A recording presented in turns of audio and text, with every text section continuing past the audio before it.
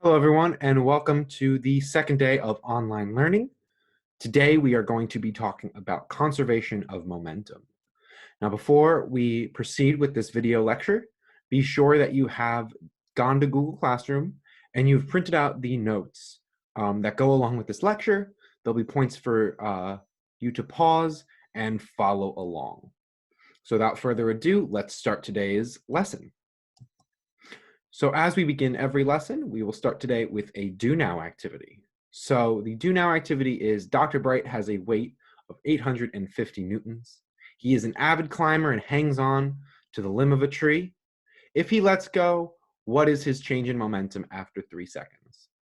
So pause the video, take some time out to do this question, and we will reconvene when you get back. So let's see how we would do this problem. Well, we have the impulse momentum theorem, which states that a force over a given time interval is equal to our change in momentum. So the force that changes Dr. Bright's momentum is the force of gravity, his weight, and we are given the time interval for which that force acts, and we can solve out that the change in momentum of Dr. Bright is 2,550 kilograms meters per second. Yeah. So we have projectile motion, right? So what is the change in momentum in the y direction? Take a second to think about it. Well, we just saw that the change in momentum in the y direction is going to be equal to an object's weight times the time over which that projectile is in the air. Now, what about the change in momentum in the x direction? Well, the change in momentum in the x direction is going to be 0, right? When we have projectiles, the only force that acts on our projectile is gravity. There is no force acting in the x direction. If there's no force acting in the x direction, then there is no change in momentum in that direction. So a little bit of a review before we head forward. Momentum is a quantity of motion for a moving body denoted with letter P, and is given by the formula, the mass of an object times its velocity. And the impulse is a force acting over a given time interval, and that is given by the formula, the force times that time interval. And our impulse momentum theorem, as we just saw, states that the impulse is equal to our change in momentum. So now we're going to talk about conservation of momentum. Well, you guys have seen conservation before in your chemistry class, I hope.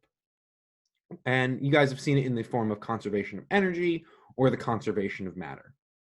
So if you are given that the impulse momentum theorem, what does it mean for momentum to be conserved?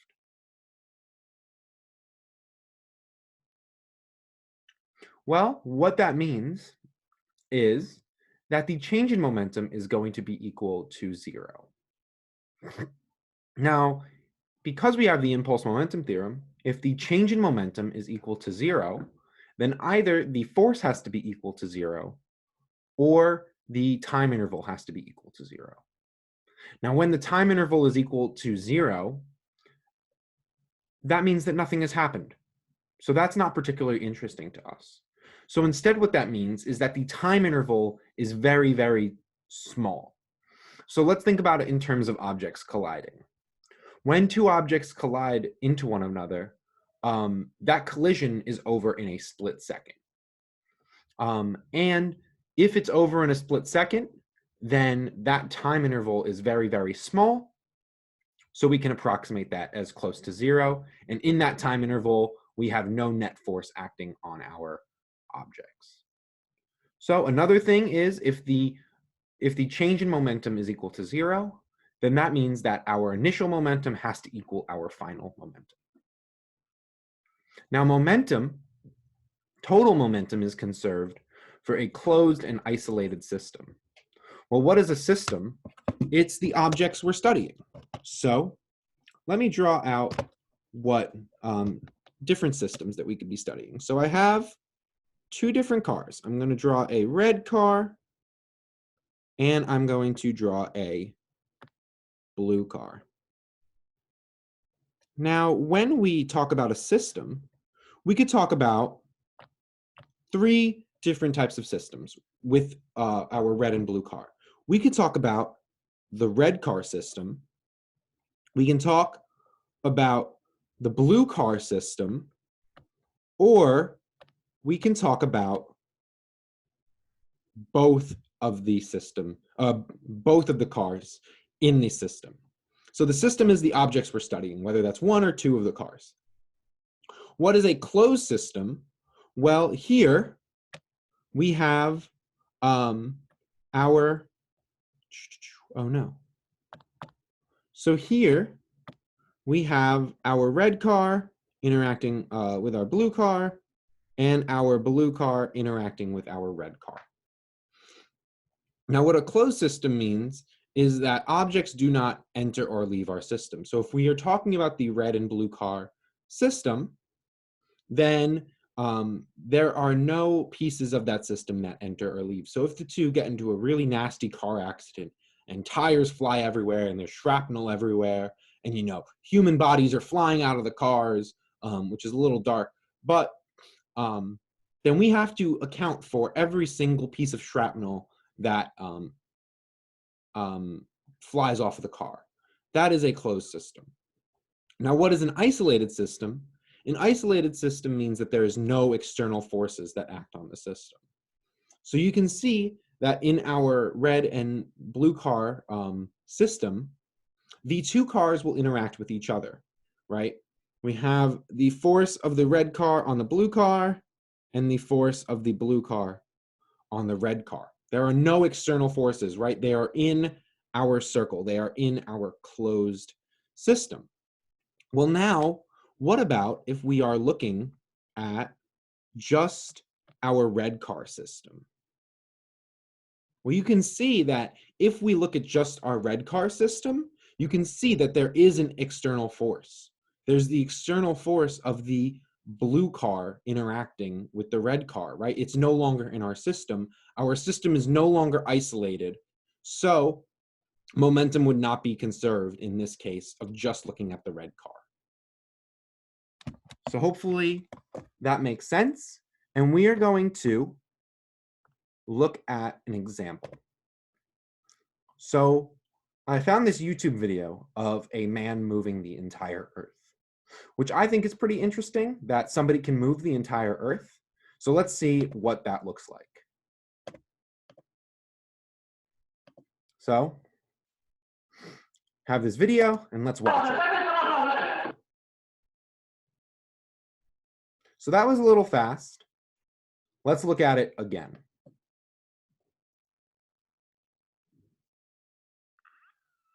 So in this video, our man runs into the wall, and I say that that man moves the entire Earth. So why do I say that? Well, I say that because I know about conservation of momentum. Well, let's think about it in terms of our person wall system. So we have our initial setup before he hits the wall, and we have our final conditions after he hits the wall. So we have our person who's running at the wall, and at the end, he bounces back, and I'm telling you that the wall moves. He moves the entire Earth. So let's look at it in terms of the momenta of each of these objects. Well, we know that the momentum of our person is going to be the mass of that person times his velocity, plus the momentum of the wall, the mass of the wall times the velocity of the wall. And because momentum is conserved, we have to set that equal to the final momentum of the system. So the mass of the person at the end times his final velocity plus the mass of the wall at the end times its final velocity. So now, looking at this, let's plug in some numbers. Let's say our person is 100 kilograms, and they are initially moving at 5 meters per second to the right. I'll call to the right positive here. And there is no momentum for the wall, right?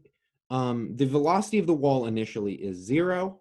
So our momentum of the wall initially is 0. Well, now the mass of the person doesn't change at the end, but their velocity does. Let's say they're moving at 1 meter per second to the left now. So because velocity is a vector, I have to denote this negative sign. And because the wall is attached to the Earth, I'm going to say that the mass of the Earth is how massive our wall is. And we are interested in solving for how fast that wall moves at the end, right? Our person moved the Earth, so we have to solve out for how fast they caused our wall to move.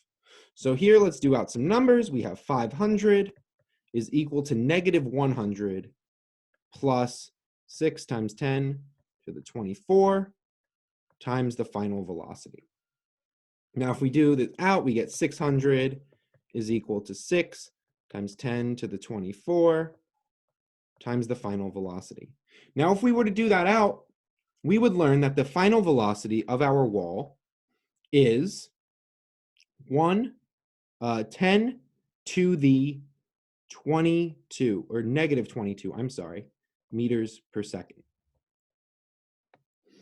So, as you can see, the velocity of the wall is on the order of 10 to the negative 22 meters per second.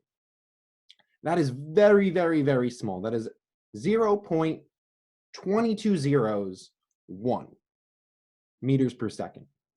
So while this person did move the entire Earth, it is not very noticeable for us to see.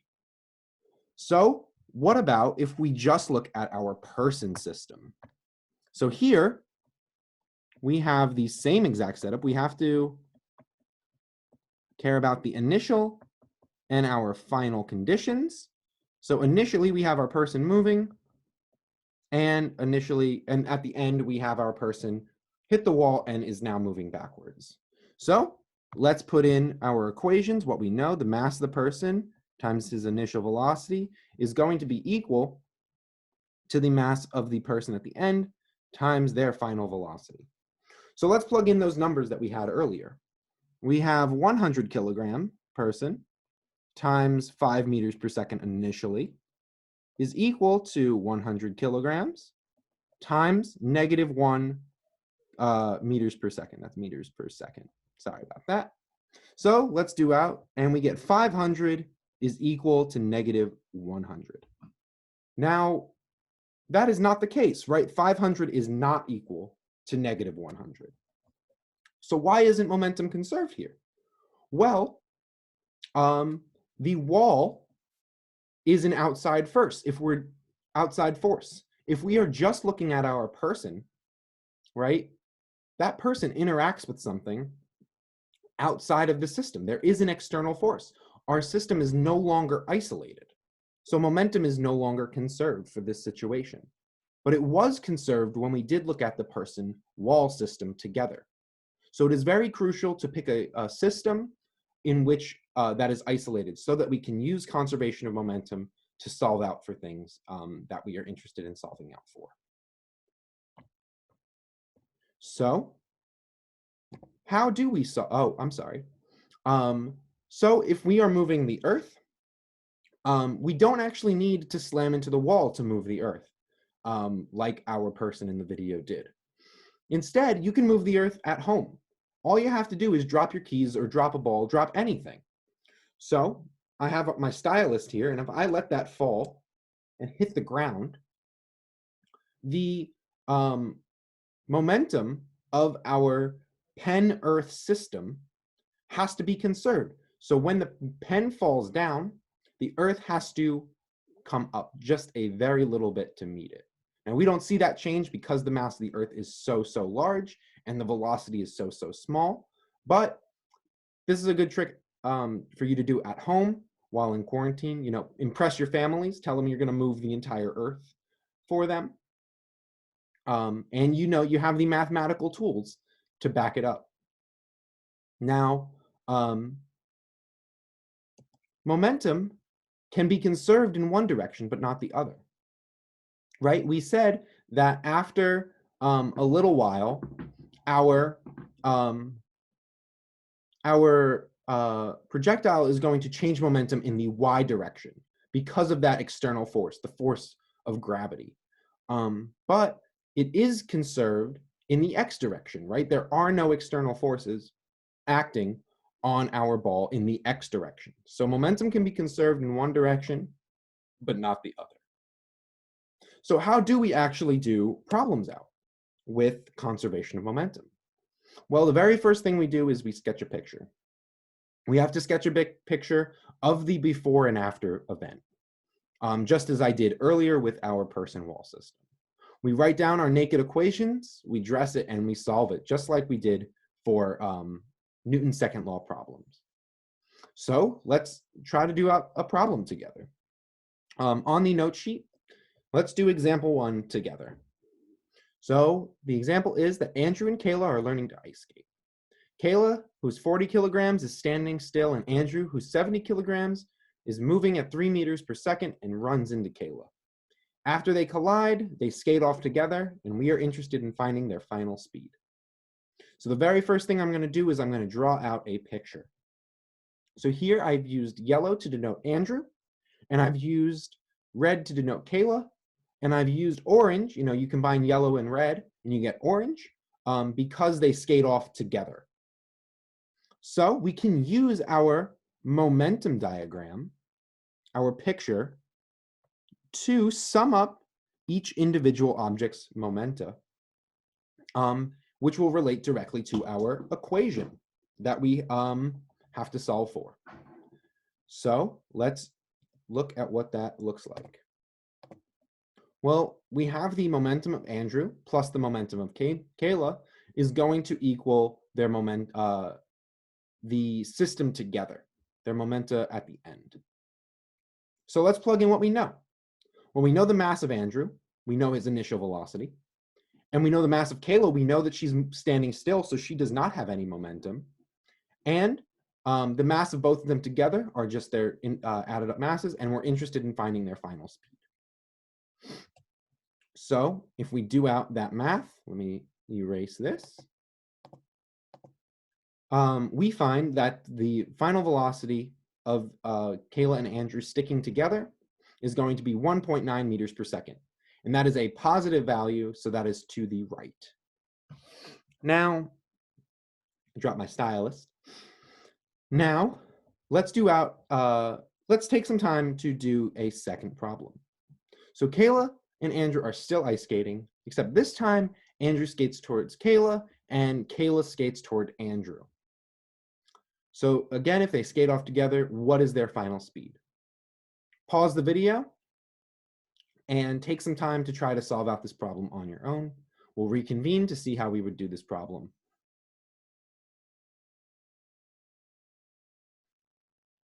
So hopefully you tried to do it out on your own.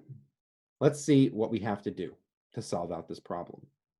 Well, the very first thing we have to do, as always, is draw our picture. And we can use our picture to relate directly to our equations, right? So let's write our naked equations down. Same naked equations, the momentum of Andrew plus the momentum of Kayla is going to be equal to their momentum, both of their momentum at the end. Now, let's plug in what we know. We still know that the mass of Andrew is 20, except now he's moving at 2 meters per second. And we have to add that to the momentum of Kayla, her mass times her velocity, negative sign because she's moving towards Andrew, toward the left. I called toward the left negative here. And the mass of both of them together times their final velocity. So if we do out the math, we get that the final velocity is of both of them is negative 0.18 meters per second. And that tells us that I was wrong in guessing that they moved off to the right. They actually move off to the left at 0.18 meters per second.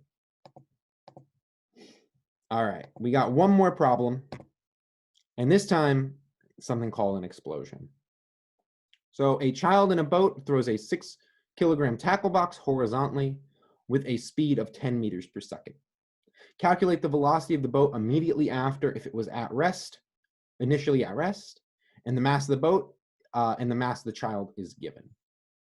Now, something I want to point out here is I took this problem from a textbook, and this picture is not a very good picture. Why is that? Well, they tried to combine the initial and final conditions into one picture. So it is very important for us to draw out our initial conditions and our final conditions in different pictures.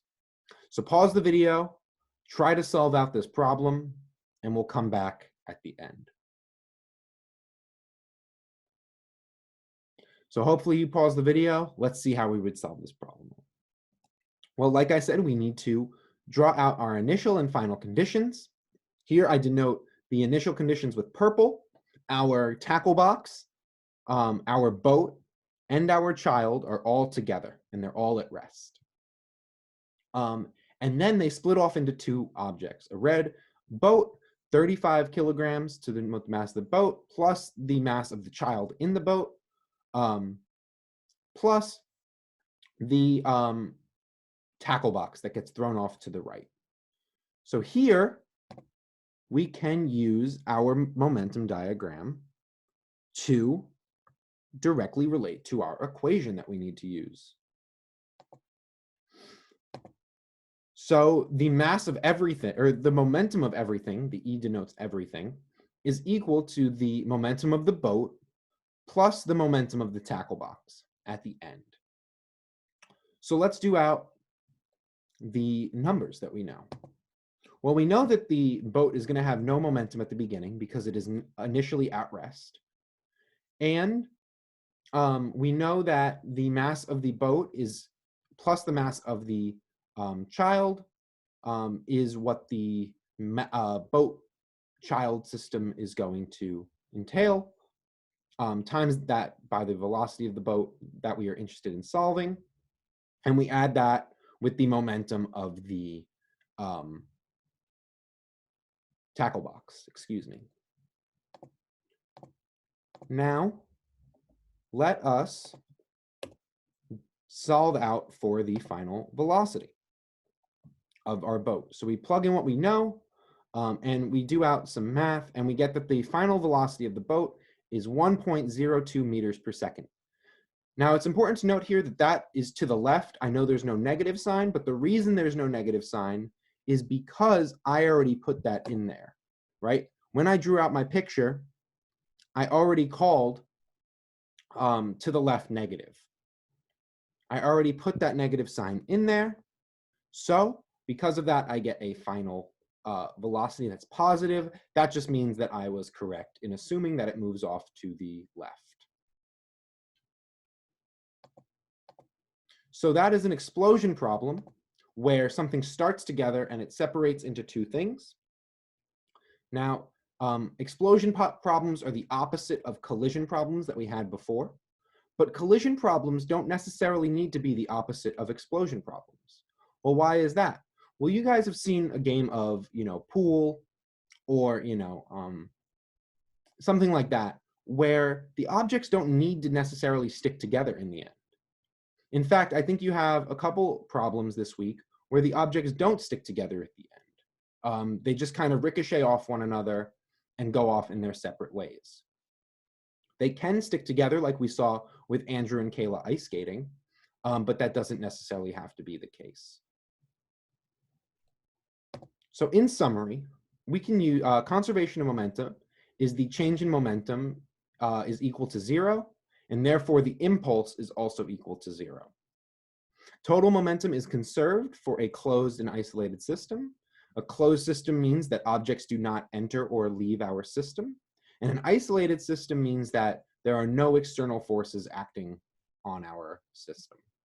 And we can use conservation of momentum to learn about how objects collide or how they explode. So looking ahead, you have two assignments this week. You have The conservation of momentum assignment that goes directly with this video lecture. There are some conceptual questions. There are some numerical questions to solve out. And there is also the Marshmallow Launcher Lab. Now that is a lab about momentum.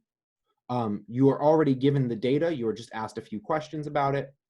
And both of those are going to be due on March 31st at 12 p.m.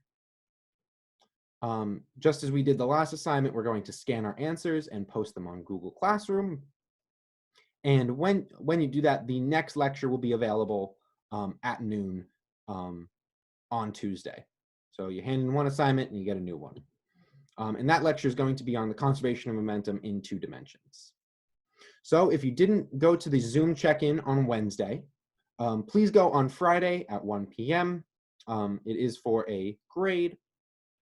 And on top of that, I have Zoom office hours up in the corner. Those are the hours that I'm available. Please email me if you want to talk about conservation of momentum or physics in general, or really just anything. I'm always here to talk to you guys. I like talking to you all.